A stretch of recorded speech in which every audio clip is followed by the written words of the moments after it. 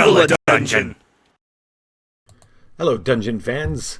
I'm Kevin from Level 9 of the Dungeon, and tonight on Viva La Dungeon, we're talking about the game Durance, and we're going to have a live playthrough. Well, I won't say through. We're going to have a live play of the Emerald Enchanter by Dungeon Crawl Classics. You know those moments when you're playing your insert role-playing game here, your fantasy role-playing game of choice and or sci-fi role-playing game of choice. For this example, we will use 5th edition. You know those moments when things have just kind of gotten to the right point where there's a lot of tension, and not in combat, outside of combat, where there's maybe some tension in the group, where people's goals, ambitions, alignments all kind of crisscross and create a little bit of a situation. And maybe it's tense. Most often it's tense, and people really gotta figure it out. Those moments tend, in my experience, to be kind of rare in your bigger role-playing systems like 5th edition. Hey, Last War Poodle, thanks, buddy. Thanks for joining. You gonna play tonight? Just letting you know. You can get up in Discord if you want. Okay. Those tense moments. Now imagine stripping everything else out of the game, like 5th edition, and just making everything perfect to create those instances all the time. And that's what you get with a game like Durance, which is the first one we're going to talk about. Durance is a game by Jason Morningstar. I'm going to end up showing you guys a couple other games of his throughout the course of this season, because he's a very prolific, very awesome indie role-playing game and live-action role-playing game creator and writer. He's and the reason why I'm bringing this one in particular, he's got one that's a lot more famous that I'm going to introduce you guys to later, weeks from now. But the reason why I bring this one particularly is because it was the first one that, I don't know if you've noticed a trend, but this is the first one that introduced me to the kind of concepts of what I was just talking about, how you kind of create this boiling pot of water. You throw in all the right ingredients, and then you all get inside with your friends, and you boil like lobsters. It's fun. This was the first game of his I backed, and this was my introduction to him, and this is my introduction to that kind of stuff. If you hadn't noticed a little bit of a pattern, my last 5 episodes, hey, Speedy G, welcome to the dungeon. Where was I? The last 5 episodes, these first 5 episodes of Viva La Dungeon, I've been introducing you to games that introduced me to a variety of different concepts. Apocalypse World, Dungeon World, they all introduced me to a whole different way of thinking about storytelling around with a group. This one is, I'm going to go into it, and then you'll kind of see for yourself. Durance is a game set, it's a sci-fi game, ultimately. It's a sci-fi game, but it's good sci-fi because really good sci-fi deals with people. Not necessarily all the whiz-bang technology, although it does play a good role, too. Imagine, hundreds and hundreds of years in the future, we've expanded to all these different planets, but people haven't changed. And there's still lots of crime. And there is a crime problem throughout all these different planets. And somebody gets the bright idea, because maybe they read it in a history book, that, hey, fishy, hey, buddy. Maybe they've read it in the history books about, pick it. It's Australia. It's, other places where they're like, you know what, let's set up a penal colony on a far off planet and ship all our people there. And then what we'll do is we'll tell people it's a colonization opportunity, and maybe we'll get some people who be stupid enough to go along as colonists. And so we play. You sit down with the group. There's no GM. We all play a group of people. And we're all going to play different people. We're not going to, when I say different, we're all going to have a couple different people that we're going to play. And we're all playing as roles in a penal colony on a distant planet where there's only like two sides of the society. The side with the authority and the side that's the prisoners. And then there's different levels in each. But let's start with creating our planet really quick. I'm going to give you guys, we're going to roll through it. It's not a terribly complex game, but the situations it can create are pretty complex and cool. Let me turn this Boom. Hey, Fishy, I'm doing great, buddy. I'm doing great. You, uh, uh, you guys can get into Discord. I am so excited about playing some Emerald Enchanter, so we will definitely be doing that once I expand your mind with a little Durance. First thing you do when you sit down at the table with everybody is you figure out what planet you're on. All right, there's a planetary survey. You pass it around. You pass around this piece of paper, and everybody chooses one to circle, one term or statement, and crosses off another. And so once you've gone all around, maybe once or twice, depending on how many people there are, you end up with something like this, where everyone's crossed off. Biology is benign, hydrology is favorable, intelligent life is absent. And they've circled atmosphere is excellent, geology is stable, climate is mild. And then in the back of the book, there are, for every combination, there's a different planet. This planet is Vorkuta 58. Now, the survey says that it boasts near perfect conditions for human colonization.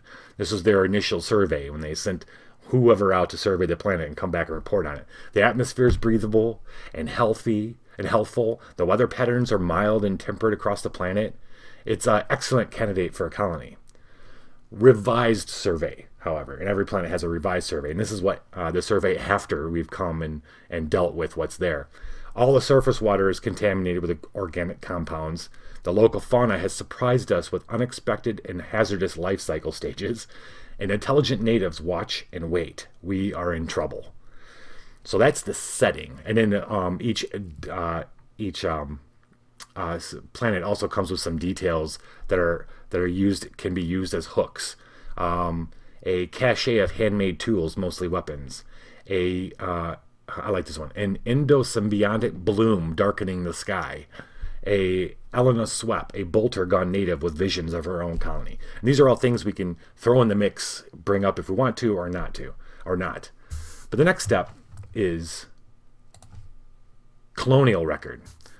Same deal. We all pass it around. We circle what we like. We cross off what we don't like. For my example, I circled planning is meticulous. Workforce is motivated. This is kind of like the classic. You want it smart, fast, or cheap, or cheap. Smart, fast, or cheap. Pick two. You can't have all three. That's basically what this kind of system is. And then prosperity is high. So prosperity is high. Planning and workforce is motivated. That led us to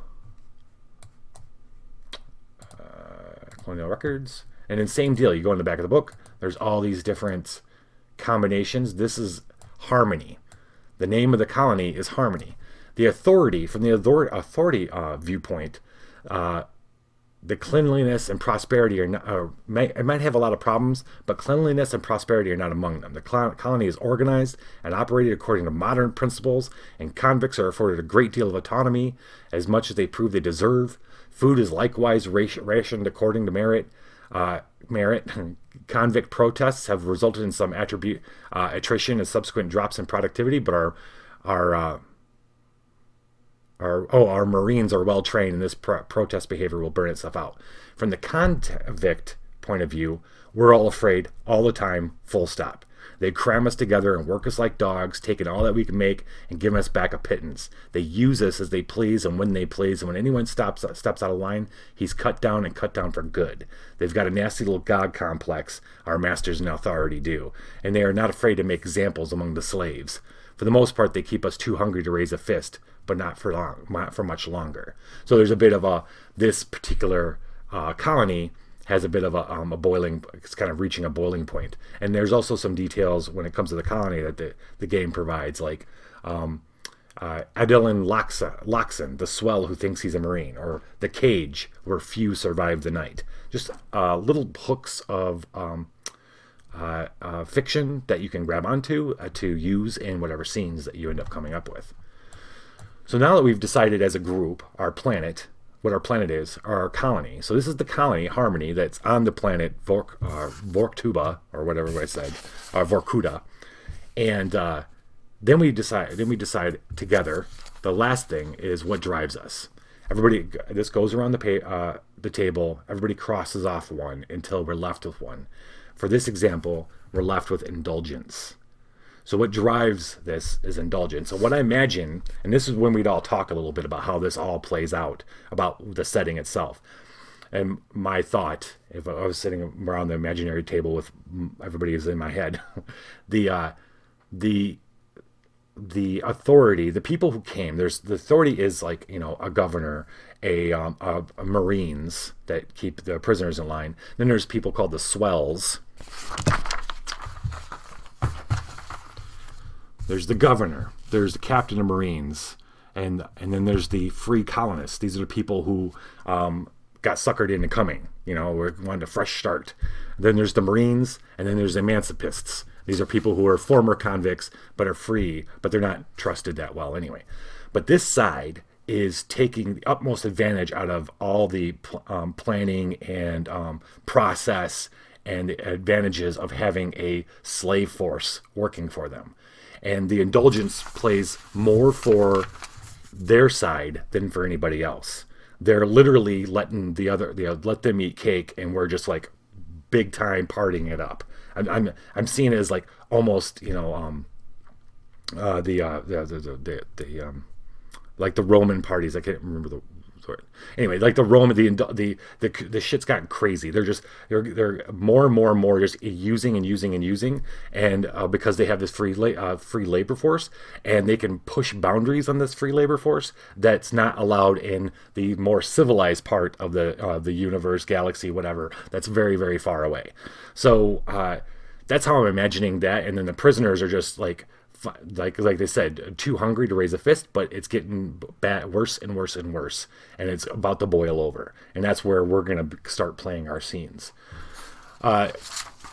Once we've kind of talked about the planet, the colony, and how this, I don't know how in my little story, in this little setting, how the intelligent life forms kind of play into this, the ones that are watching, but I think there would be a super interesting way that those would suddenly make an appearance in this kind of situation, especially if there was a slave revolt against these people just too far gone in excess, and that would be a ripe opportunity for some kind of alien kind of intervention. But once we've all talked about that, we start assigning ourselves, choosing who we want to be. There are, like I said, there's the authority, which is one side, and then there's the convicts. The convicts are led by somebody called the Dimber Damber. That's the ruler of the criminal universe. Then they have his right hand, left and right hand men, the abbot and Captain Sharp, or people, could be women. The bolters, who are runaway gangsters, convict royalty. Then you have just straight up, just basic convicts, lags and sables, burglars, con artists, prostitutes. Then you have the outcasts, who they're called wreckers and crawlers. Wreckers are political prisoners that were sent here, and ruined prisoners are the crawlers, who are just like barely could take care of themselves. What we do is just like we did with the planet and the colony, we pass this around. Everybody chooses, everybody's going to choose one from either side. You're going to have at least two people that from either side. And then once you've got those, you're going to give them a name. You're going to think a little bit about them. For sake of example, I've made Anders, who is a wrecker. He's a political prisoner. He was a cult leader who he believed that the moon was sentient and was talking to him, and he led a rebellion on the moon to try to take over in the name of the moon. And he was imprisoned and then sent off to here to live out the rest of his life. And then there's Jarms. Jarms, on the other side, is a swell. He came over with the promise of a new fresh start for him and his wife and young children at the time. Now his children are a bit older, and he's doing really super well for himself. Really super well. And he keeps telling himself that it's okay, that he's allowed this group of a work gang that he works the heck out of, because they were they were criminals. They're working off. What he tells himself is that the harder they work and the harder he makes them work, the closer to being real, back to making up for the harm they did for society they're going to be. So it's a good thing that it's tough. It's a tough love kind of situation. Once everybody's gotten a couple of these people, then the last thing is, and it's probably the most crucial part, is you assign each one an oath. And this is also done where you don't assign your oaths to your own people necessarily. This goes around again. Everybody picks an oath for each role, and doesn't have to be your own. In fact, it's more fun when you're picking an oath for somebody else. Oaths are things like, I will never kill a man. Jumps, hey, Balfrin. Hey, we're getting raided. Hello, everybody. We are talking about a game called Durance, where you play people, a populace on a penal colony on a distant planet. Think Australia, but in space. Ancient Australia. Ancient. We'll say ancient Australia in space. Jarms's oath is, I will never kill a man. All right, he was a civilized person before. He's even more civilized now, but he likes to hold himself at a higher standard than the convicts that he uses as slave labor. He will never kill a man. That's his oath. Now Anders, the cult leader, his oath is, I will never abandon my faith. Okay. Now the oaths are so important. They're kind of like the focal point of these from here on out. As the game progresses, everyone's going to break their oaths. And once everybody has broken their oaths, the game is over. The oaths are what keep pace in this game. So once everybody's got an oath, we start the game. So we are on Vorkuta, all right, 58. That's what we all decided, what we all figured out. We're in a colony named Harmony. Now, how the game plays out, we all have our characters that are on two different sides of the ladders, either on the authority or the convict side, and you have a person on both. Like I said, this is GM-less. Everybody gets a chance to be the guide. The guide is kind of like the loose GM. Typically, I would start out being the guide because I know the game. And what the guide's role is to announce a question, an interesting question.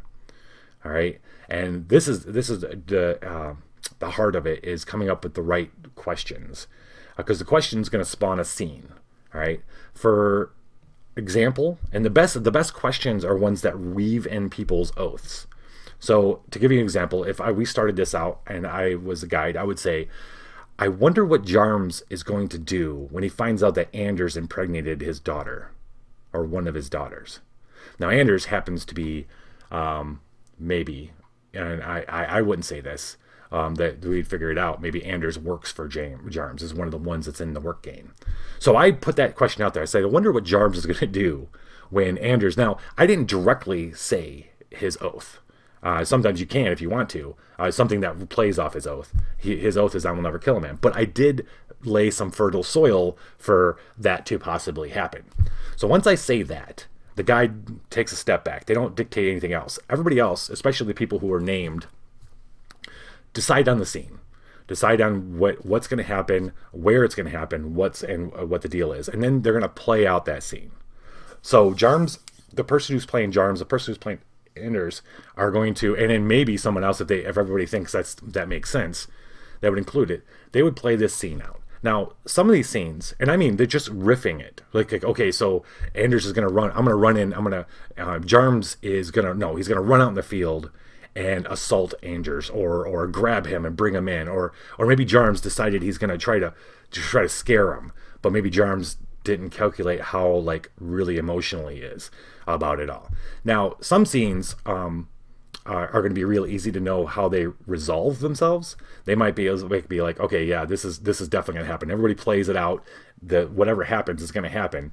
But sometimes you don't know how the scene is going to resolve. Maybe there's some uncertainty. In this scene, I would most certainly go into it thinking Jarms is going to kill this dude accidentally in some way. Maybe he doesn't want to, but something's going to happen. You know what I mean? Like something. There's a lot of different plays that this could have. Jarms could threaten to kill the baby, and maybe Anders's oath is, I will never abandon my faith. But maybe this will be a crisis of faith for him. Maybe we'd be like, well, wait a minute, that makes sense. Let's have Jarms threaten to kill the baby, but Anders devotes his life to the baby, or gives up on the moon, or whatever. So you let that scene play out. If it comes to a conclusion, the scene. Like there's something major happens, good, it's done. If not, if it's uncertain what's going to happen here, there's this. And there are dice involved in this game. This is a cool little system. You got the little uncertainty triangle here. And these dice are rolled in the beginning of the game, and they're assigned, the colors are assigned to these three things: servility, savagery, and then the specific drive that the whole colony kind of runs on, which is indulgent. What up, Grouch Couch? What up? Now notice, right now, the savagery is kind of leading the charge. All right. So when it's time for a scene to be figured out where the scene's going to lean towards, one of the players picks, or maybe the guide picks two of these dice and re-rolls them. So I kind of like, maybe I want to push it towards savagery, so I'm going to re-roll these two. Oh, I got a 6.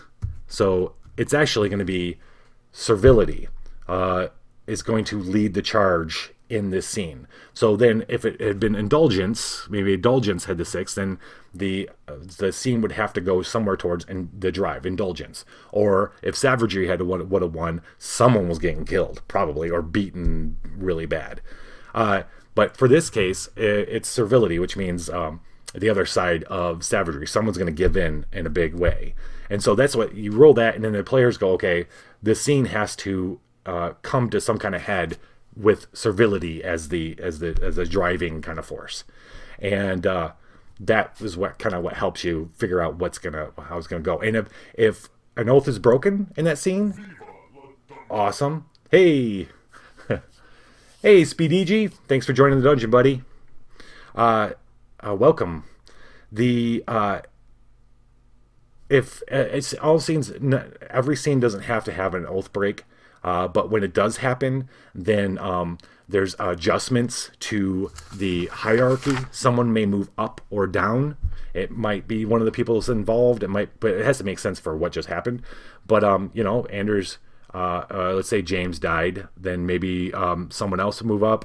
You'd adjust this appropriately, and then I think I think you're supposed to change the drive. Like every time an oath gets broken, enough things change the situation, and you move on to the new thing. Maybe not in this situation, but another situation kind of brings those aliens, the intelligent life that are watching outside. Maybe that brings them into play, and then you got that to think about when you're crafting up the scene for the next crazy question that's asked by the next person. So once I'm done, that scene's done, I pass the guide over to the next person. That person becomes the guide. They ask an interesting question, and then we build a scene around that until, like I said, everybody's oaths are broken.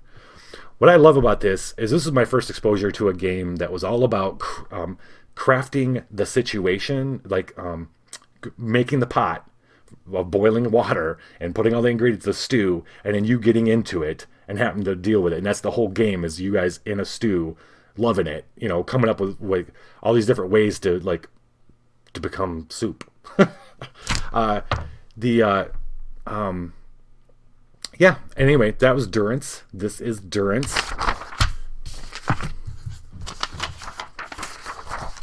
Actually inspired me in another game, one of my games that I created, this kind of thinking where you give enough story hooks and fictional hooks to build a story around.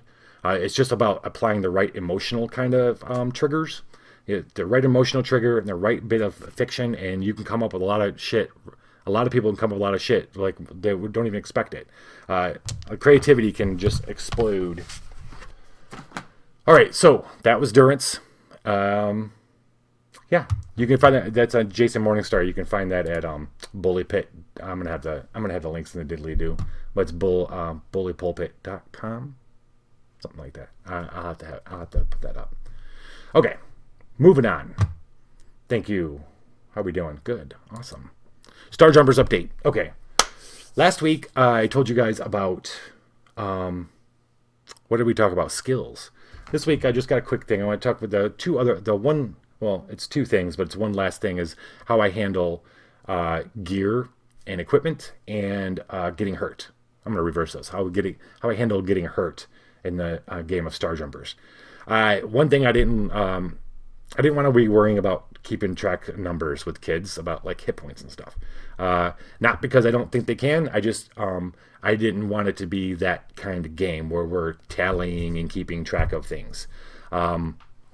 That's an important thing, and it's something you can teach people. It's good for kids to learn numbers and all that shit. But this game wasn't going to be about that. This game wanted to exist out in fantasy land where you're coming up with shit all the time, and I didn't want to have a bunch of bookkeeping to get in the way of that. So it's a very simple system. It's minor and major hurts. When you say, and I got my little cards here, but I've got them. They're old. Oh, I don't have. Never mind. I don't have my cameras. It's good anyway because I misspelled hurt, and it's good. It says hut, major hut. So, and major hut, sick, confused. If you remember correctly, the main system, the main engine of this game is whether you fail or you succeed. You ask a player whether, are you going to succeed or fail at this action. If they choose to fail, they get to check their upgrade box. They roll the fail die, and if the fail die goes a certain way, then I get to dictate what happens to them. And that's usually, depending on what they did, that's usually when you're going to get hurt. If I wanted to jump and try to climb this wall, and they choose to fail, and then they misroll on the fail die, well, they're going to fall and they're going to get hurt. If they don't have a hurt, then they get a minor hurt card. Minor hurt, and there's a bunch of different minor hurts, like from confused or stunned or those kind of, you pick whatever's appropriate and you give it to them, they put it in front of them. Boom, they've got a minor hurt. There is a medical skill. There are ways they can get rid of their hurts, but a player on their own just can't get rid of it unless they have that medical skill. Now, if they get hurt again, the same player, then they get the major hurt. A major hurt are like, you broke something. And what I wanted to do is give the kids something they can really, if they could kind of role play. So you broke something, you're really, really sick, or you're super disoriented, or something where they can play off of. Like I said, in Durance, there's little fictional hooks that they can use to come up with shit or to play out. So you get minor hurt. If you're already hurt, you get a major hurt, and then if you get hurt a third time, you get evac'd out by the commander. Commander evacs you out of the game. You got to fly. You got to teleport back to moon base Pluto, and get patched up, and then you're going to return to the game at a point where the commander deems it's the right time. So not very long, right? You don't want the kids sitting out for too long, but you're going to take them out of the scene as a bit of a penalty, get them patched up, and then you bring them back at the right kind of moment. You drop them back in right in the middle of the action to kind of so they can have fun again. And then of course all their hurts are gone at that point. To be honest, the hurts don't really come into play the first game. I haven't played a group over like a campaign setting. So every one-shot game, usually they don't get hurts because they're not pressing their luck to get their upgrades. They're just getting a feel for the system. So a lot of them don't fail all the time. A lot of them succeeding. So I think hurts going to come more into play when you're in a couple missions. 2-3 missions, everybody's really gotten into okay, I really want to get these upgrades and get this and get that and get this, and that's when more things like that are going to happen, more opportunities for getting hurt. The other part is gear. Gear's fun. In the interest of not slowing things down and having a list of things that they can choose from or they can buy and that kind of thing, I went with something I picked up from a incredibly cool game, which I think I'm going to do next week, called Blades in the Dark. Blades in the Dark, anyway, I borrowed this concept from that game. I'll tell you more about that next week. But you get, in the beginning of the game, each character at the beginning of a mission, and the mission dictates what usually it's just these two. You get 2 gear cards. And they're told, like, these are your gear cards. Anytime throughout the game when you think, oh wait, or this mission, you think I could really use a stun gun, or a rope, or something, or a computer to hack or something, then you would say, hey, I'm going to use this as my rope and put it down in front of me. I have rope. And then you could do the same with them. Once you got both of them out, I mean, once you put it down on a table, that's your rope, and that card can't be used again. You have two, and you put down another one. Oh, I wanted this, and or whatever, and boom, they put it down in front of them. Now that's what you have, and you don't get any more, unless a friend decides they're going to use their gear to get you whatever it is you need. What was it that one girl? Oh, this one kid had. She had such great ideas for gear. It was like a cage. So in one of the missions, there's these little animals that get loose, and you've got to catch them all. And she used her gear to have a little cage. Because I was like, how are you going to take care of that? What are you going to do now that you have caught one? There's 4 others. You can't let them eat food because they change. So what are you going to do? And she used her gear to get a cage. And sometimes some kids use gear all the fucking time. Some don't ever touch it. Some are constantly coming up with cool things to get to use their gear for. And I pretty much let them use. I mean, oh, you want something that shocks them and contains them? Fine, to within reason. But it's another fun little outlet for creativity. So I think I'm going to be changing the number up here for kids played pretty soon. But I'm pretty excited about it. I just got a note back from somebody that read my Reddit post that said they were going to play. They got back. They actually started the process of playing with their kids, but I'm going to send him some. I'm going to send him some materials to play, and so I think we'll be finally adding some more numbers to the number of kids that have played. And what is there something? Oh, I'm almost done with my second mission going up, so I'm pretty excited about that. I think next week I'll be telling you about missions. Yeah, about the couple that I have. Precious Paul, what's up, buddy? And I think that's all the news for Star Jumpers. Right? Let me check my notes. Yep. Got a new playtest group. Almost done with porting the latest mission. Feeling pretty good. And yeah. And so all right, right on, Paul. All right, just in time for the Lich. Lich has got some news. I'll see you guys in a second. Hello monsters, I'm the Lich, and it's time for Dungeon News. Yes, I survived Gormoth's going away party. Barely. I think I drank so much ogre mead that I'm almost alive. Let's get this news over with, I gotta get back to bed. Let's see, the Great Dungeon Scavenger Hunt starts next week. Yeah, we all love the Scavenger Hunt, right? This year's hunt has been designed by the ghouls on level 1. This will be their first time, so I'm excited to see what they put together. Sign up starts soon. Remember, it's a team sport again. And we will not do any more solo scavenger hunts. No more. R.I.P. Mogwai the little frog dude. And finally, this one's important, okay? No bonfires except in designated areas in the dungeon. There's too many magic hotspots around, and we don't need another fire elemental incident, alright? Horace the Bugbear still looks pretty weird without hair. No offense, Horace. Alright, monsters. Have a great week. Viva La Dungeon. Thank you, Lich. Man, he looks rough, dude. Tough party. See, I avoid the parties, mostly because I'm a vampire and I don't drink and stuff, but... So, here's a story so far. Alright? Here's a story so far. You guys had come into a town that they're all distraught. They're missing friends and family. They're worried that they were being kidnapped by this rumored emerald enchanter who lives in this keep that's overlooked, the citadel that overlooks the village. So you guys, of course, said, you need some money. You need a place to stay. You said, yes, we will help you. So you came up to the citadel. They walked up to it. There was a big doors, and you got rushed by these 2 emerald. They were like people made out of emeralds. And when you beat them down, they exploded into little shards of emeralds. And you picked up a bunch. What's that? Shiny, yes, very shiny. Shines. Glittery too. And got yourself in the door. When you open the door, you found yourself in, and I'll reread it again because this is the kind of crux. You opened it up to a large hallway, okay? The walls are completely tiled with mosaics, mosaic tiles, illustrating the deeds of a great green-robed sorcerer.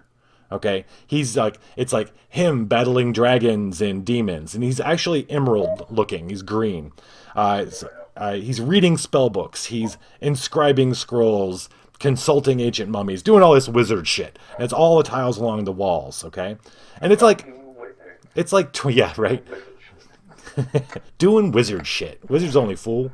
And then there's it's about 20 feet across and about 50 feet down, and you see another pair of doors. As you start walking in, checking, of course, being careful, suddenly a brisk breeze blows at you from the walls. Sorry. Jesus, bro, crack a fucking window or light a match. Then you see a strange sight. The wall tiles begin to detach at various points and float through the air, carried on the rising wind. Soon there are eddies of tiles swirling around the room. They converge into a whirling cyclone at the end of the hall, then suddenly form in the shape of a man, a robed man with open hands, a man composed of thousands of shifting, moving tiles. And we're going to roll initiative, because he's not greeting you. He's attacking you. Everybody roll. Okay, so age especially, you're just going to do exclamation in the game text room. Okay. You're going to type exclamation point roll D20. That's our initiative, to see who's going to be able to go first in fighting this guy. And now I got to roll. Roll space 1D. Thank you. You said there's no plus ones? Because it says initiative plus one on my sheet. You got a +1. Yes, you do. What the fuck? If it says +1 on your sheet, you get a +1. That's how it goes. See, I come in, I get a plus one. Some of you might want to check your sheets to see if you get any plus to your initiative. Tile Golem's got a -4. So I'm at 14. I have a 0.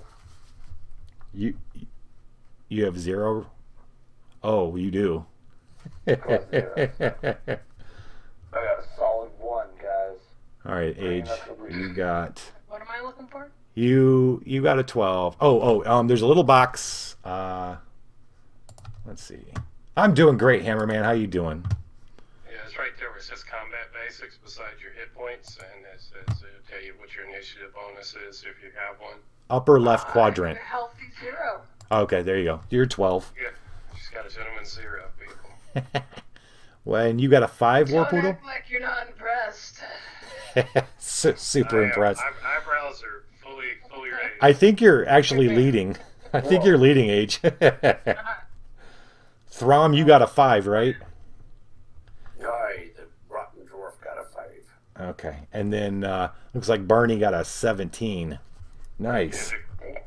Yes, your Barney's got a 17 here. We're going to put it to use, I hope. Awesome. Okay. All right, you're leading.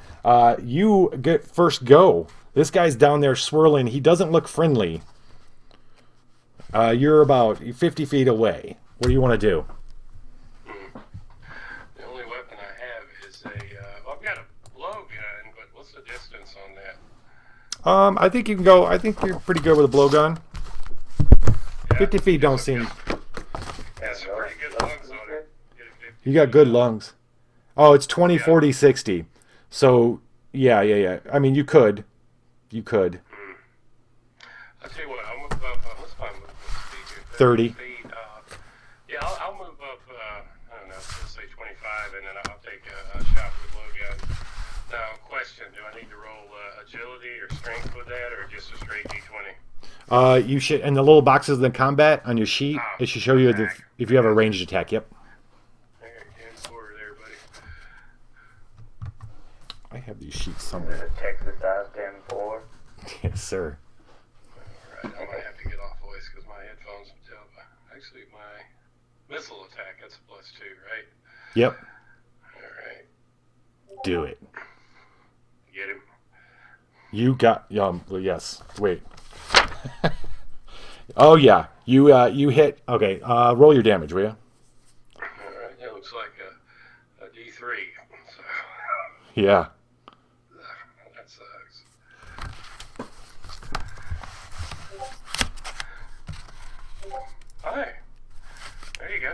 max damage. Nice. You your dart goes and you spear a red tile. It just kind of explodes. Of one of the whirling 100 tiles, it seems like, that are flying around. One of them explodes. You see it immediately replaced in the swirl. Oh, damn it. That didn't seem to work. Illarin, you did hit him. You did. I mean, he is one tile less. I'll tell you that. Illarin, your options. Okay, I believe you've got a bow, I think.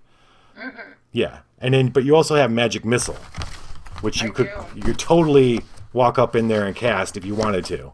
You have forgotten, unfortunately, animal summoning because you boofed on the roll last episode, just so you know. So you can't summon an animal. Damn it. Very cool. Yeah. But you could cast a magic missile if you want. I think we'll go with that. Let's do it. It's fun. It's fun stuff. Why don't you try it? Sounds exciting. All right, so you're going to be rolling, I think you're rolling +2. Just roll a d20 +2.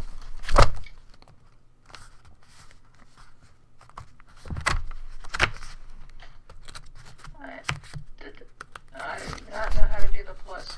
Oh, yeah, just actually put +2. So you Literally. look at what Precious Paul did, like just a little bit up there. Yeah, perfect. Roll better than that, though. Oh, right. It's okay. It's all right.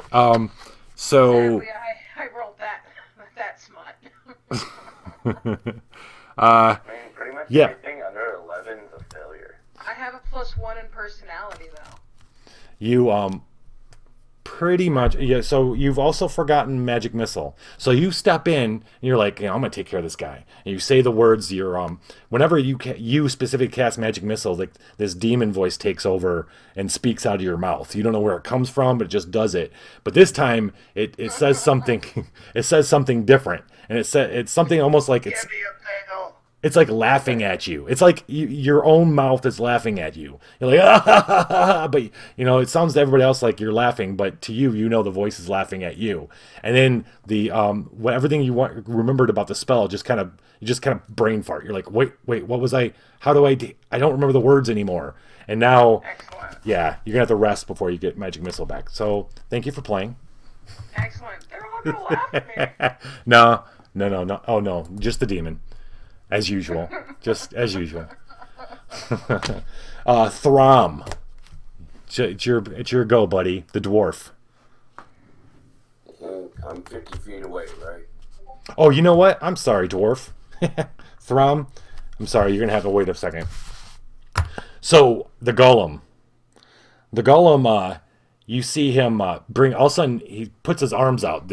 All the tiles that look like arms. He puts them out, and you see these all these tiles from the wall, these blue tiles, come flying in and like fly to him and kind of move around in a ball in front of him, and then he pushes them out, and they come flying at Barney. We're gonna roll. Oh, jeez.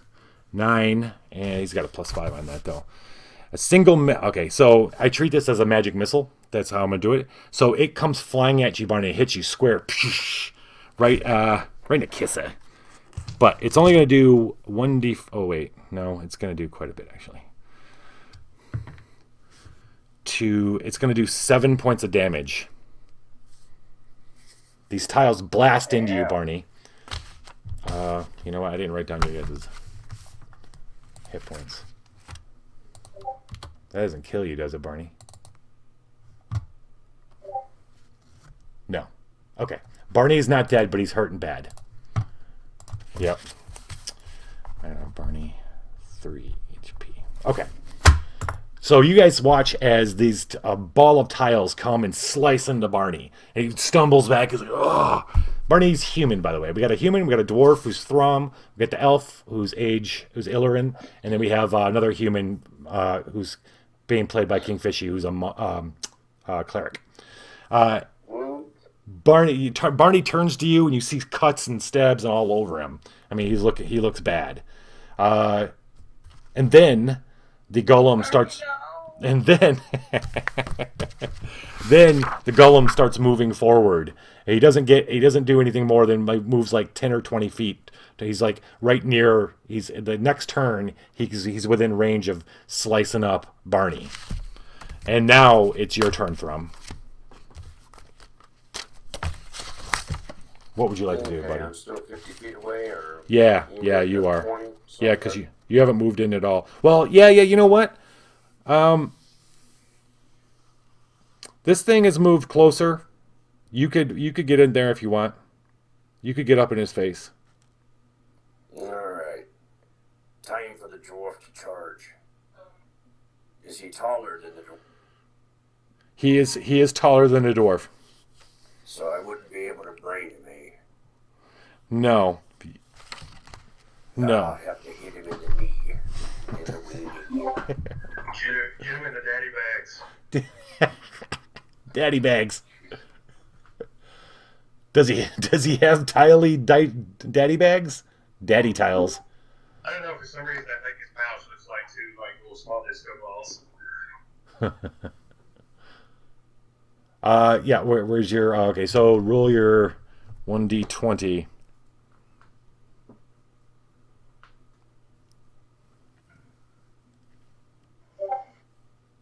Ow. No bueno.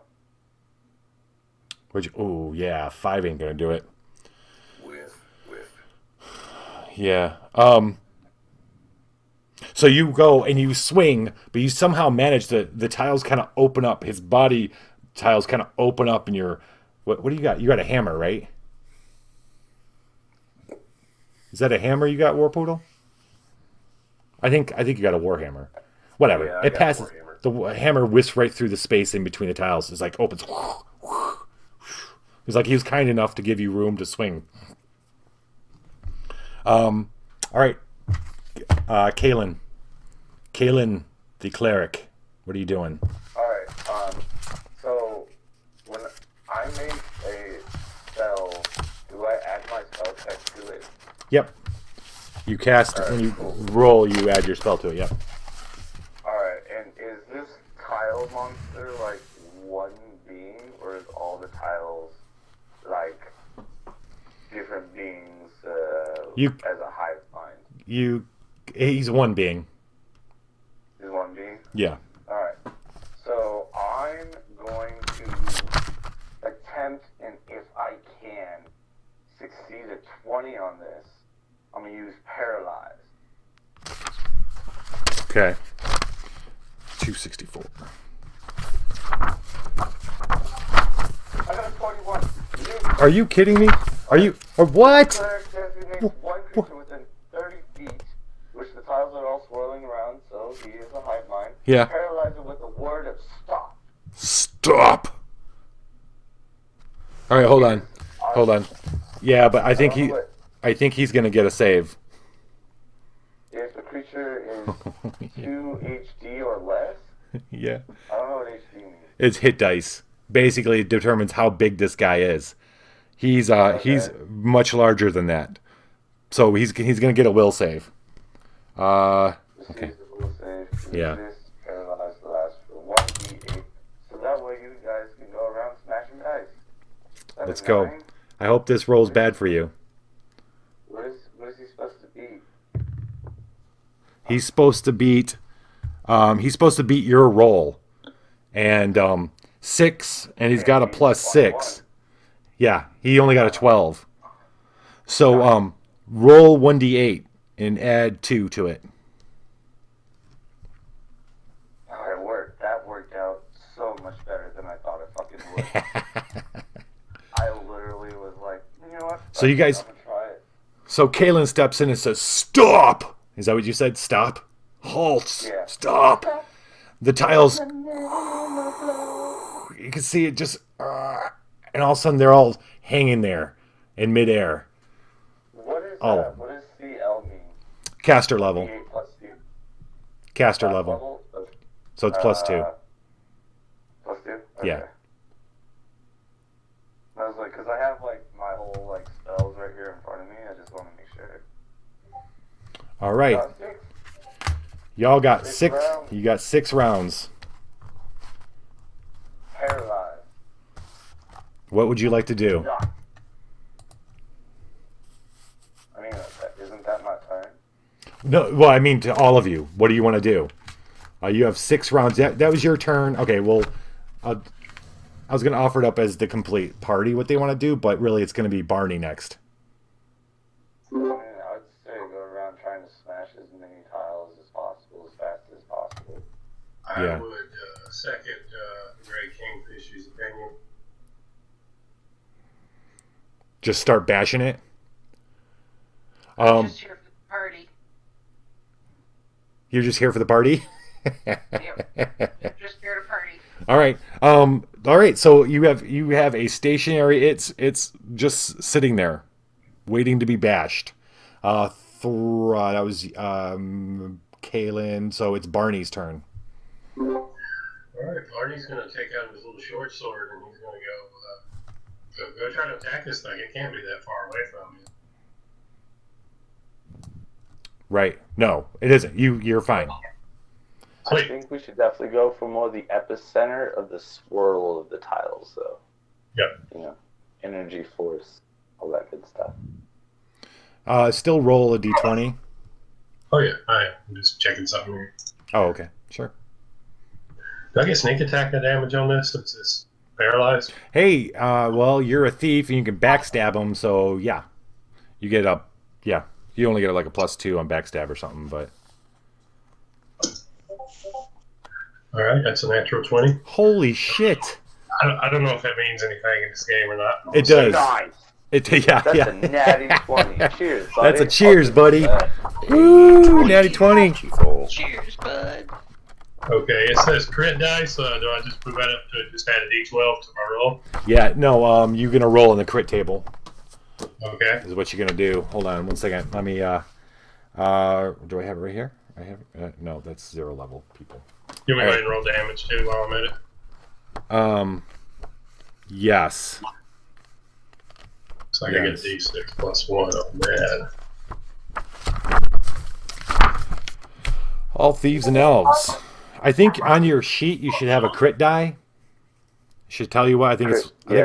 That's right in combat basics. Yeah. It says I get 1d12 crit die. It says crit table 11 or 2. Not sure. It's just high. It's 2, and roll that 1d8. D8. Yep. It's a gentleman's 1. Gross. The strike misses critical organs. Inflict a paltry plus 2d3 damage with this strike. So roll 2d3. No 1d6. All right. Basically. Oh, 3. Average. 3, so 7 points of damage. Yeah. So you smash.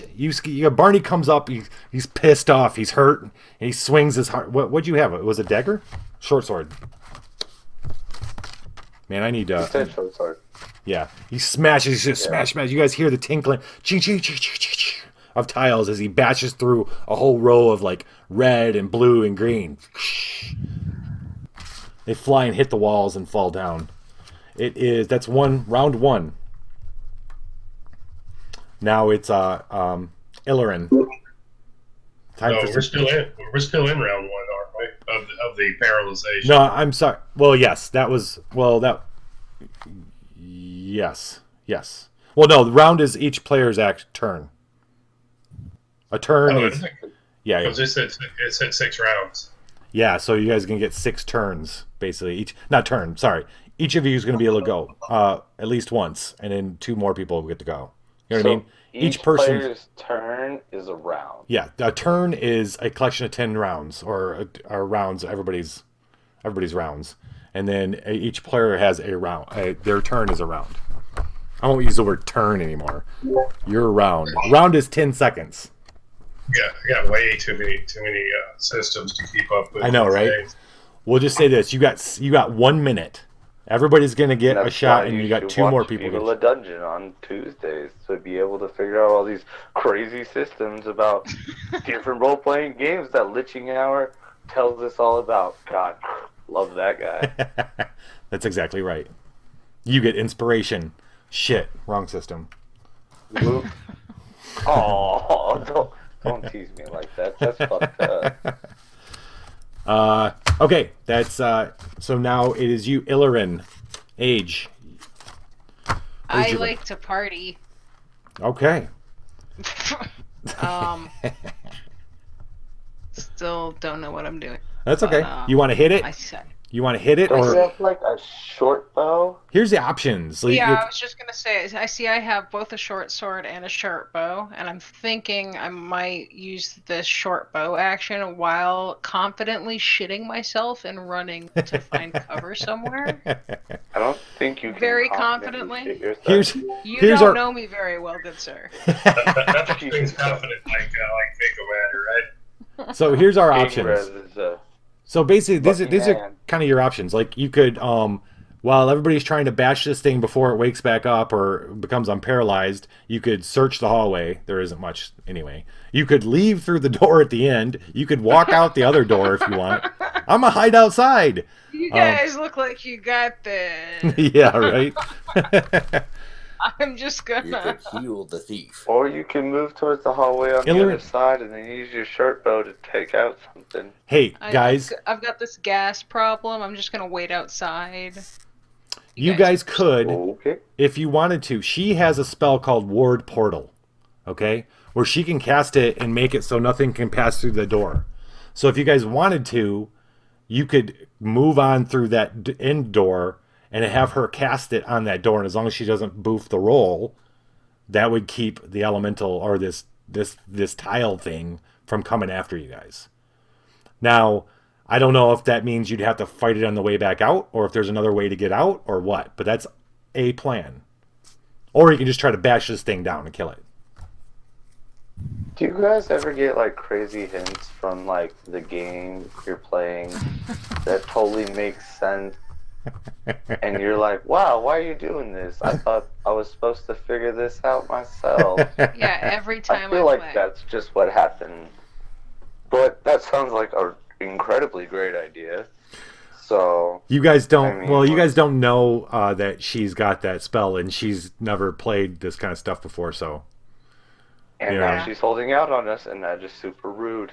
yeah, right. I hold not. I'm holding nothing out. I'm just like, hey, so I got this thing. You guys just let me know if you need me to waggle this thing I've got, and I'll waggle the thing. 60. Ah, that sounds like something we need to get to the other side of the room. So if you can just excuse me, Tiles, can we like exit out of? If everybody else is okay with it, can we exit out of combat so we can just like waggle and like slide through tiles? Yeah. So this thing's like it's frozen in the middle of the hall, but you can definitely move around it. It's it doesn't take up the whole 20 feet, so it's just kind of stayed there. This is like little storm of tiles frozen in space. We get a selfie Okay. with it. Is the rest of the party okay with that? What do you guys want to do? Or you can just keep fighting it. I was just letting you know your options. I like the party. Well, I mean, assuming this thing has a front, I like the party. maybe I'm not entirely sure, but that was actually going to be my next move, was to move, because I am squishy. Right. Alright, Yeah, so yeah. it sounds like, alright, come on, Dwarf, we're leaving. And we just kind of like want to shimmy through tiles, like shimmy, shimmy, Yep. shimmy, shimmy. Woo. Oh, guess what though? You get to the yeah. So you're gonna spin around, get to the door, Sick. and No, I don't like that laugh. it's a great door. Right? It's carved from like solid. Is this one solid pewter as well? Just like the I think the initial door was carved out of pewter. But it's got a big single large keyhole and it's locked. Ha. Rogue, do rogue things. Hey, I'm going to try to pick it. I've got a set of thieves tools. Does that work? Yep. Yep. All right. You can roll it. See And what your character sheet should tell you should get a plus for picking locks. I'm looking. Yeah, I do. I actually get a solid one, too.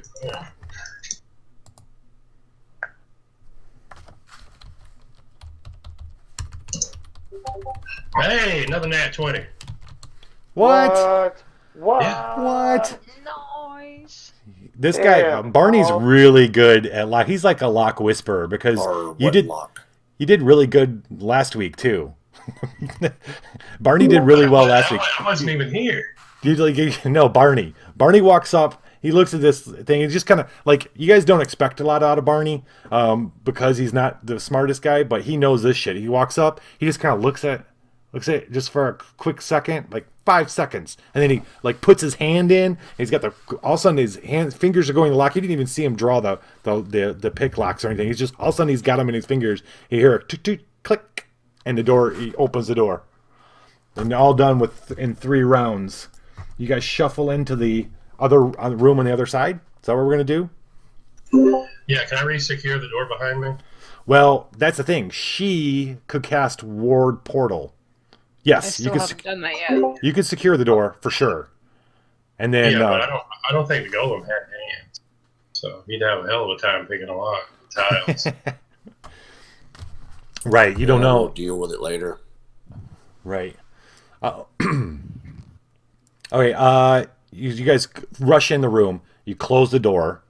That's all within maybe 30 or 40 seconds. Are you gonna cast? Are you gonna cast the ward portal? You gonna try it? If that's what everyone wants me to do, sure. Yes, please. Oh my God. I'll ward party, as I like to call it. It's ward portal, but I like to call it ward party because that's just how I do. Heroic logic. It's your time to shine. Do what you do to that door. You do the opposite of what I did. This is how the cool people from where I'm from do, and we also don't know how to do that. So what do I do here? Just roll a 1d20 and add +2. Oops.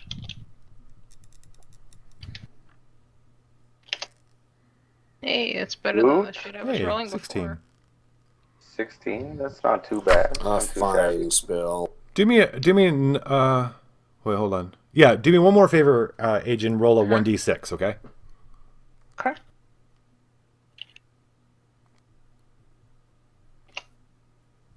Nice. That's a good roll. 4. That's a good roll. So good things are happening. You walk up to the door and you kind of go like this with your hands and draw this magic like circle in the air of arcane energy, and then the circle hangs in the air in front of you and then moves and locks itself onto the door and just stays there glowing. Okay. It's gonna be for like 70 minutes. It's gonna be locked. So you're good. Guys, this is my 70-minute That party means circle. we need to run. You turn around to see where you are. You're fucked. No, I'm just kidding. You're in this big, a large room that looks like it might be like it's a living room or reception area. There's couches and chairs and tables arranged in several different comfortable seating areas. It's a Silicon Valley open work area. There's lush rugs. Lush rugs cover the stone floors. Colorful fabrics hang over the walls. On the opposite wall from you are 2 doors on either side. And between these 2 doors, and this is the big thing that's the big part of this room, is a 20-foot wide table topped with a single massive slab of emerald. Just sitting there. What do you guys want to do? Hey, Poodle. You see that emerald? You think we I'm could sure chip the off thief's some gonna of be it to checking take for it home? traps, eh?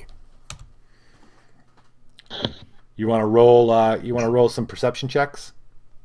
I can do that, or I can do a fine trap, or Okay. Can I fix my hair and its reflection Absolutely. for the party? For the party. right. All right, so I'm gonna roll I'm gonna look for a trap if you guys don't mind. Do it. It feels appropriate. I'm always a little bit leery of finding giant gemstones just sitting there. So Should search for invisible traps. right.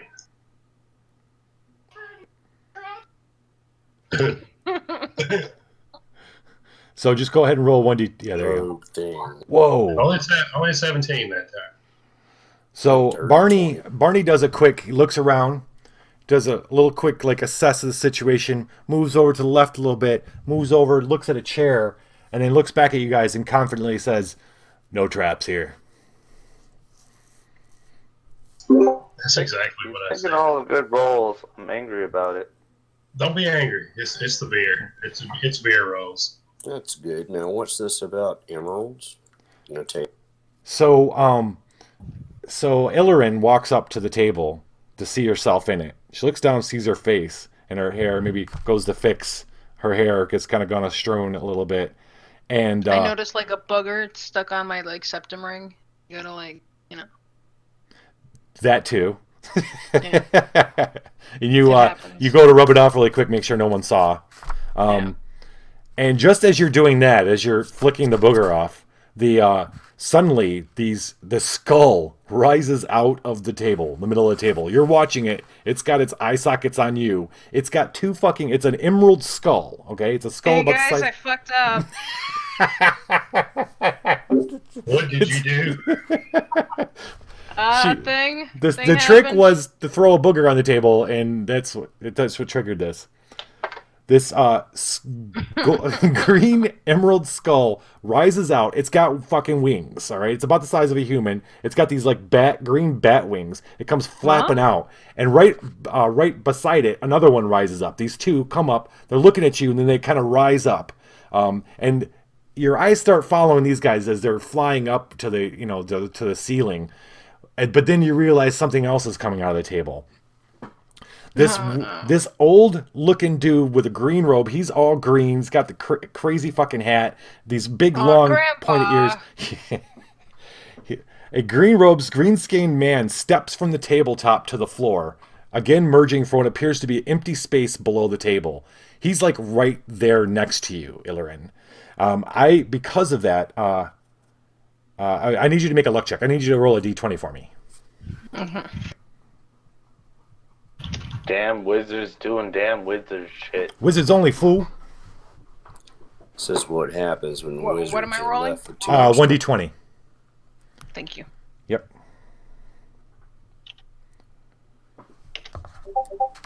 Oh, that's not great. No, maybe low rolls are important. Grandpa, be gentle. No, actually, it's a luck check. Grandpa, I'm sorry. Actually, this is the only weird check in the whole game. My daddy drank. Your luck checks they work the opposite. As long as that's less than your luck, and I think it is, then you make All right. Well, this is why daddy drinks. it. You get a free, if you want to, you get a free hit on this guy, or you get a free action. You can tell me what you want to do before we roll initiative. You could do an impulse smack if you want, or just go hide. Whichever you want to do. Like, is he like ill-intended? Like, is he mean, or if I slap at him, is he gonna then retaliate? Would he like otherwise just fuck off? I'm Canadian, so I have to ask. Well, you've busted into his home. I don't think he's gonna be. I don't think it's gonna be a good thing. So You never know. We got weird laws where I come. Yeah. Yeah. Like if I flail and he happens to be in the way, yeah. Yeah. Or you can choose to move away from him so that you're not in like hitting distance of this guy. I can see you like backing up. You're like, oh shit, who the fuck are I you? can do that too. Yeah, that sounds more wise. That makes more sense. Let's go for that. All right. Now, if it was the dwarf, maybe he'd hit. I or very like, confidently cower away. Yes. You're like, oh shit, move back, guys. And hit him in the brain. I done fucked up. let's roll initiative. 1d20, please. Add your appropriate things.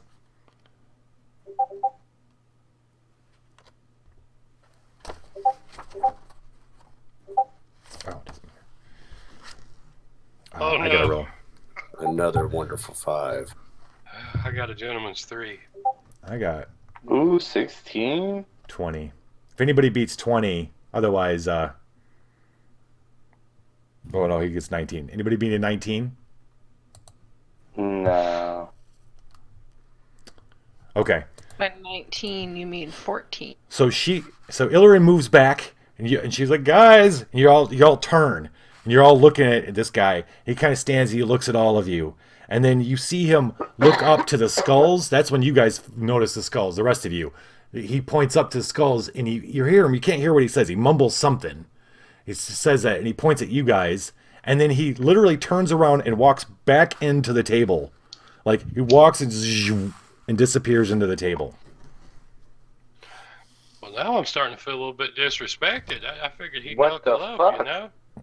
He's like, Where's you know, dinner? And now these Man. skulls are flapping up in the ceiling, kind of just flapping around. They move over to like when they're not doing anything but just kind of flapping around up there. as is tradition. Just flapping around.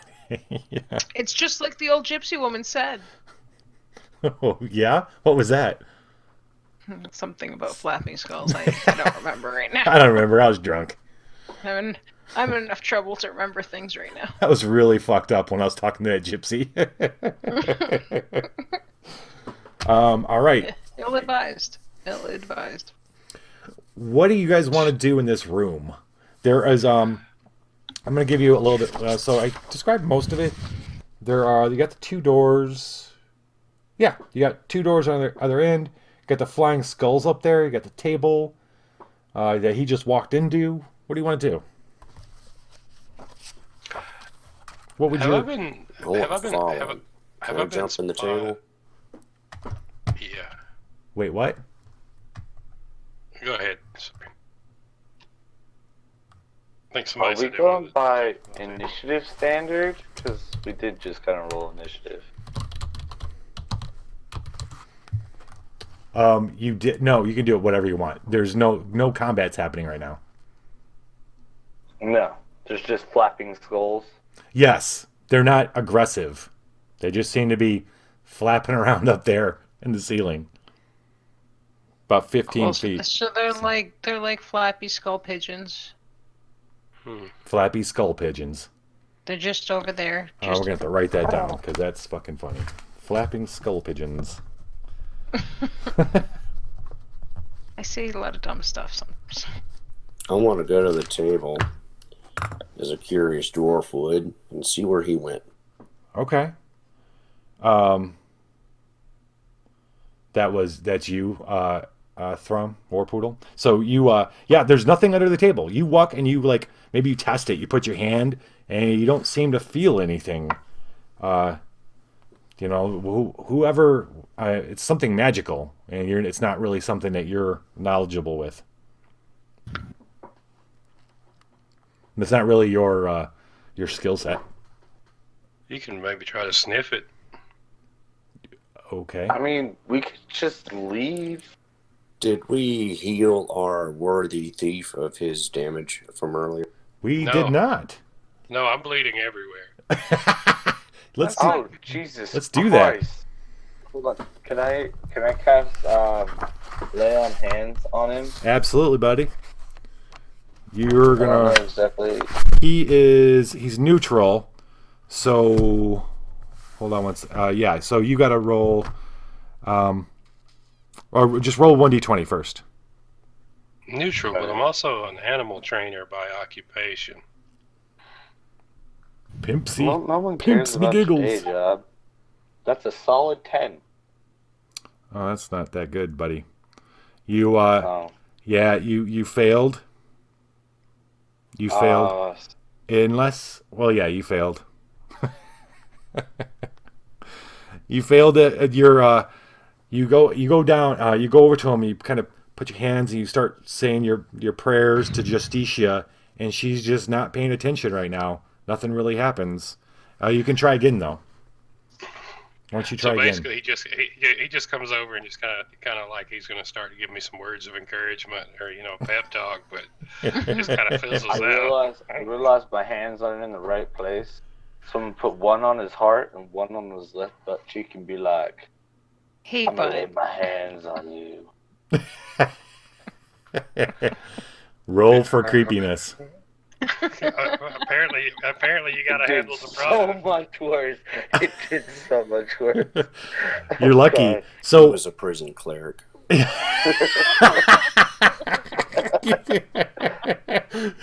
show you a little something I learned in prison. So thing about clerics in Dungeon Crawl Classics is if you roll if you roll really bad, if you roll a 1, if you crit fail, then you get disapproval from your god. And every time you fail a spell check, the range goes up. So right now you roll a 1 or a 2 on any spell check, Fishy, and you could get disfavor from your god. So that means you can keep going. You can keep trying. Just don't roll a 1 or a 2. If you want to try to heal him I again. want to keep going. This is I'm why just you're trying to heal my fucking friend. I don't. Barney doesn't think that's all you're trying to do. What's that? Oh, I said Barney doesn't think that's all he was trying to do. Oh, Craig got my hand full of that ass meat. I felt it. And he did. All right, 1 to 3 now. All right, maybe we don't heal this guy. This is so bad. It's up to you. You can keep going. You are now at a range of 1 to 3, and you'll get disfavor from your god. And all that means is you'll have to roll on a table, and you might have to pray for an hour or do something like that. Meanwhile, what's everybody else doing? there's 2 doors in the room, right? There are. And there's these 2 next to each door are, it looks like they're just little holes, little peepholes that are 6 inches wide, one next to each door. How much longer before our good friend the Tile Golem comes? In the excitement, let's see. We'll just say you guys suddenly hear this loud tile kind of. All of a sudden you hear tiles going again, but you hear them clacking. Like you don't know what the sound. It's the tiles going back on the wall. Bunch of clicking. Mm-hmm. You got to tell him he's got a pretty mouth before you lay on hands, There's Fishy. 2 of the doors. What's that? Glory holes. Yeah, they're glory holes, all right. Fish, you wanna try it one more time? I mean, the 4th time's a charm, right? Right. Right. Gotta work. Maybe. I mean, I guess. But if I get disfavor, I'm over it. I'm never healing anybody ever again. Well, you're not healing anybody now, so... I mean, what's the it's not a real big What's the change. change?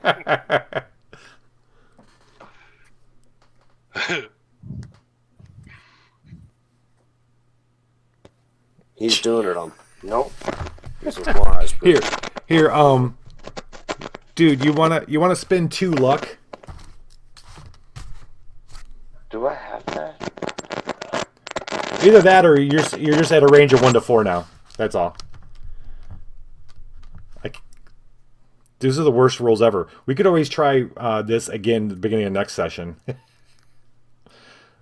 Yeah. Depending on what you guys do in this room, if you choose to take one of the doors, the moment you choose to take one of the doors, we're gonna end the session for tonight.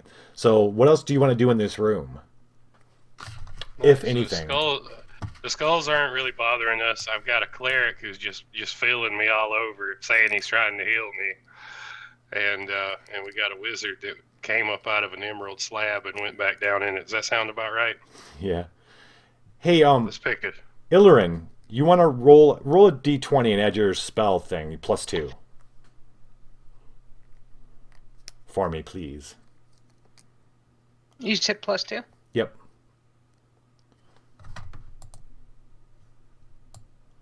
Beep. 15.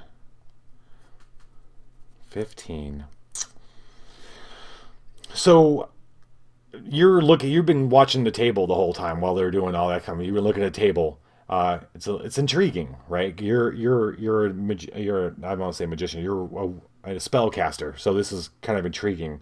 So you understand that this tabletop is probably keyed to the wizard.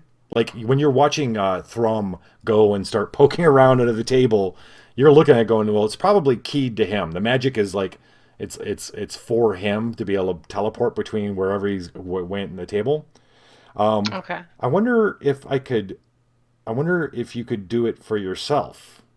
You want to roll that's what you think, but you could do another d20 plus 2, and to see if that kind of. I mean, I'm down with trying. Is my party down with trying?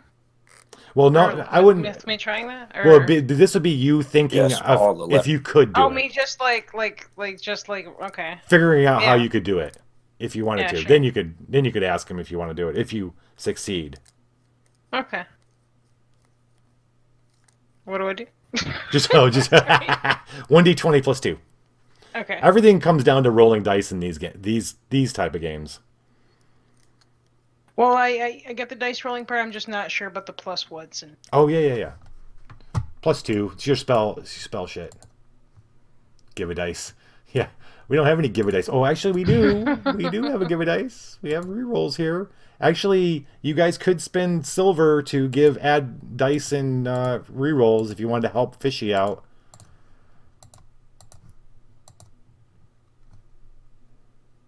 Yeah. What did we get? A 17. Okay. Suddenly, Illirin says, "Guys, I think we could use the table. I think I figured out how we could use the table." This isn't just for my party days.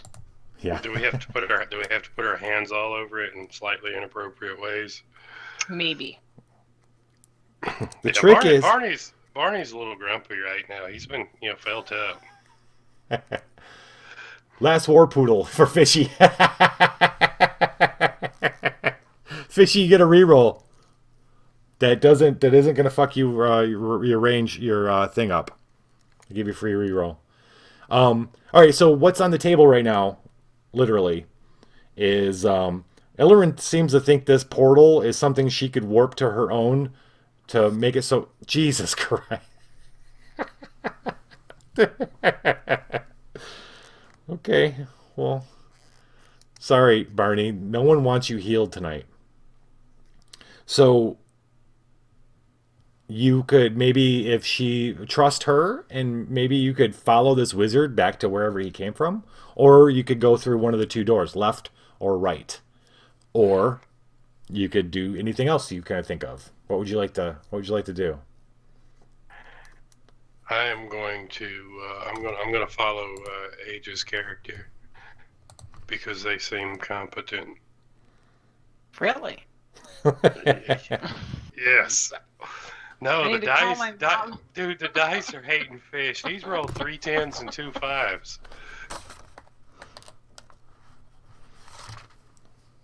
How about everybody else? Oh, let's try a 5th time.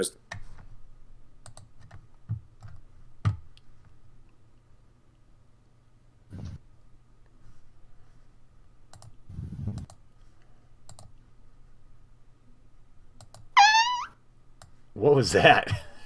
Nothing. Let's try a 5th time. Okay, what? You're going to try rolling the heal again, or what do you guys want to do? Fishy, what do you want to do?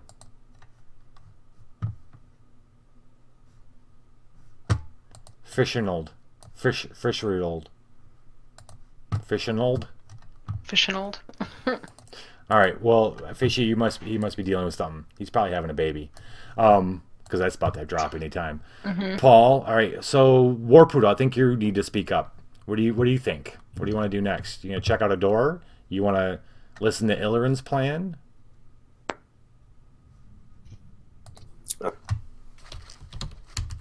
We had a monster behind one door. Let's do table. Table? All right. This is what we're going to do. We're going to end it here.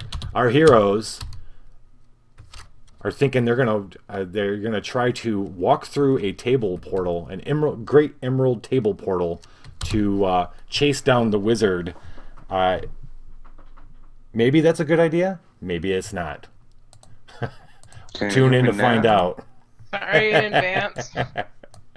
What's that? I'm just here for the party. You're just here for the party. You did great. That's awesome. Hey. Awesome. You did great for the party.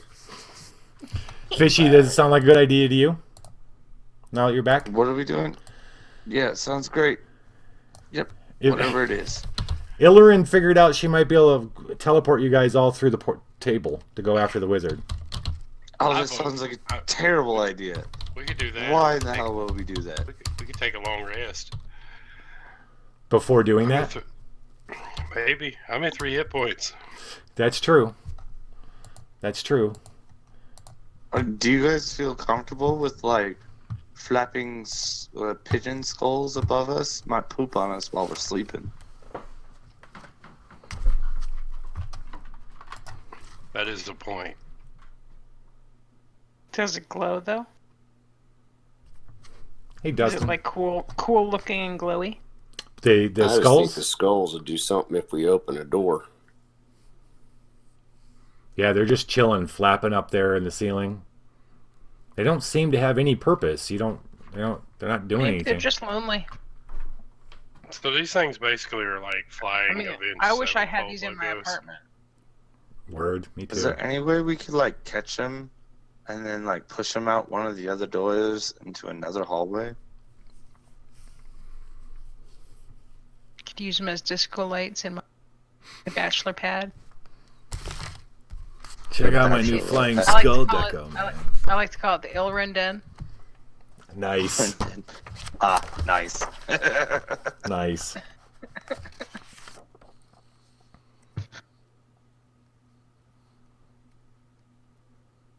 Oh, they got rubies for eyes. Elrin's kind of edgy sometimes. Flapping skulls just sounds aesthetic as fuck. Yeah. Really does. Didn't you also describe Elrin as gassy? That too? Gassy, edgy, and confident. Sometimes I like it. the ed- That's a combo. Yeah, sometimes the edges are fluffy. Alright, it all Sometimes the sounds edges are great, but I fluffy. definitely feel like we should rest. So, you know what? What if we get weird skull poop on us? We've lived through worse, right? Yeah, I mean, if you guys, okay, tell you what, if you guys want to leave it where you're resting a bit before maybe going into the table, we can totally do that. I think it'd be best if we rest and then we're resting and then we come back next week and we figure out what we want to go from there. Okay. Starts us on a whole new set of adventure. That's true. That's a good point. You got to get Turk to play Barney next week. 3 hit point Barney. That's who he gets to play. Yeah. Okay, so we're going to move up to, I'm going to give you a little lowdown on what's going on with our stream team, and then we're going to kick over and raid Turkey and them, speaking of, because they're doing their music Yeah. shit. Yeah. Yeah, word. Okay, so let's see. What do we got going on? Tomorrow is, what the fuck is tomorrow? Wednesday.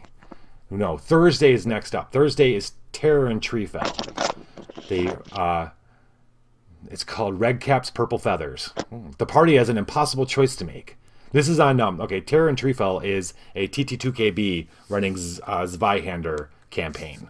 Very creepy and horror-based. The party has an impossible choice to make this Thursday. Margaret Stauncy and her daughter Elsie May are descendants to the ghost that haunts Treefell. Will the party sacrifice one of them to the demon they know to halt the rise of a more powerful demon that threatens the entire empire? We don't know. Tune in Thursday. Saturday is Dragons in the Diner Room, Neravis campaign. Their party is heading toward the void of the gods. They got to check in on the well-being of one of the famed Knights of Londres, and they might find a bunch of potential demons there. And then later on that night, I will be doing Tales from the Dungeon with Pathfinder Adventure card game dramatic storytelling. And then Sunday is part 2 of the Apocalypse themed Drunks and Dragons. That starts at normal time, and there will be blood. Hey, somebody died last time. Somebody fucking died in a Drunks and Dragons episode. Can you fucking believe it? Right, Fishy? Can you fucking believe that someone died? I was stunned. tune in. That's must-see TV right there. All right, and that's gonna wrap up. That's gonna wrap up Viva La Dungeon for tonight. Thank you guys so much for joining in and playing. We will play Viva more. La Dungeon. We'll rejoin our party next week. Viva La Dungeon! Who am I? All right, well, let's raid.